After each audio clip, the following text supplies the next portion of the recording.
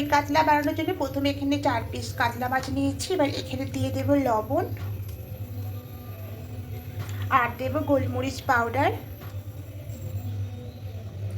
আর 1 চামচ মতো দেব ভিনিগার। এখানে আপনারা পাতিলেবুর রসটাও দিতে পারেন। দিয়ে খুব ভালো করে মাখিয়ে নেব।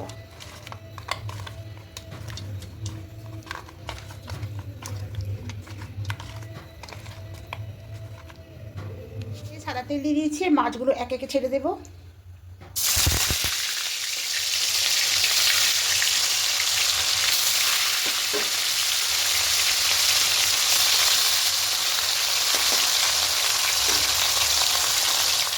উল্টে নেব।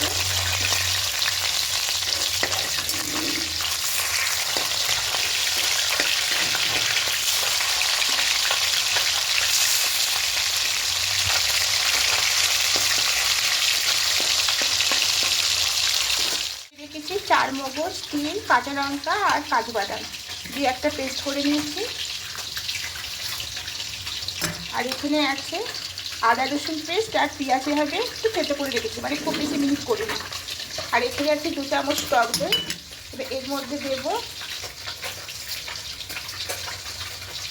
এই 1 চামচ মতো চিনি দেবো। দিয়ে খুব ভালো করে মাছগুলো তুলে নেব।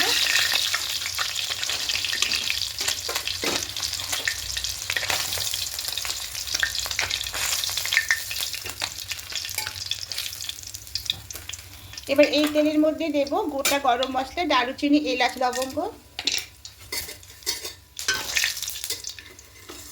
এবার এখানে দেব পেঁয়াজ থেতো করাটা দেবো।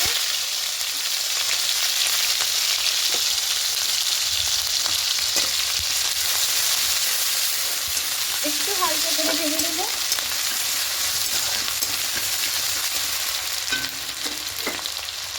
হালকা করে একটু ভেজে নিয়েছি, এর থেকে বেশি ভাজবো না। এবার এখানে আদা রসুন পেস্টটা দিয়ে দেব।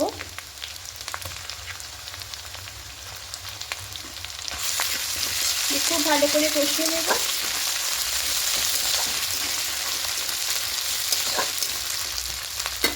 এবার এখানে দেব জিরে গুঁড়ো দেব আর কাশ্মীরি লঙ্কার গুঁড়ো দেব। দিয়ে খুব ভালো করে মিশিয়ে নেব।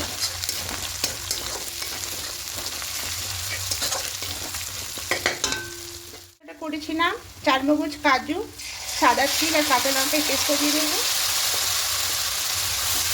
দিয়ে খুব ভালো করে মিশিয়ে নেব। এখানে পরিমাণ মতো লবণটাও অ্যাড করব।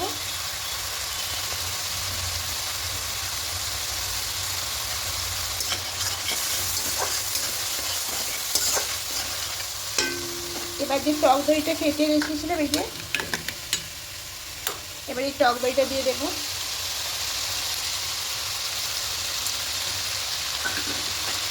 দিয়ে সব কিছু খুব ভালো করে একটু কষিয়ে নেব।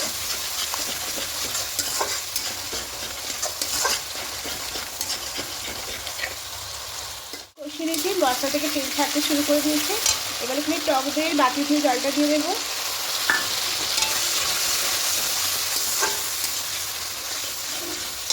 আর একটু জল দেব।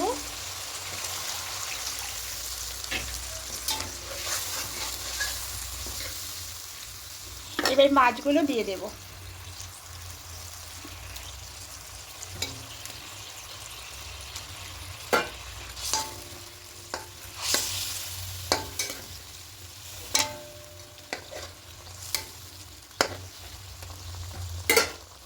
এবার ঢাকা দিয়ে দেব, দিয়ে কিছুক্ষণ রেখে দেব। এবারে ঢাকাটা খুলে নেব। গ্রেভিটা গা মাখা হয়ে এসছে। এবার গ্যাসটা অফ করে এটা একটা অন্য পাত্রের মধ্যে নামিয়ে নেব। এই কাতলা একদম রেডি। এবার এটা গরম গরম ভাতের সঙ্গে পরিবেশন করে নেব। যারা পুরনো বন্ধুরা আমার পাশে আছেন, এভাবে আমার পাশে থাকবেন, আপনাদেরকে অসংখ্য ধন্যবাদ। আর যদি আমার রেসিপিগুলো ভালো লেগে থাকে তাহলে আপনাদের কাছে অনুরোধ রইল কমেন্ট করে অবশ্যই জানাবেন। আপনাদের কমেন্ট পেলে আমার ভীষণ ভালো লাগে আর রান্না করতে উৎসাহ জাগে। আর নতুন বন্ধুরা যারা দেখছেন এখনও পর্যন্ত সাবস্ক্রাইব করেননি, তাদের কাছে অনুরোধ রইল সাবস্ক্রাইব করার পাশে থাকার জন্য। আমিও আপনাদের পাশে থাকবো। আবার কোনো রেসিপি নিয়ে চলে আসবো। আপনারা ভালো থাকবেন, সুস্থ থাকবেন। আজকের মতো টাটা।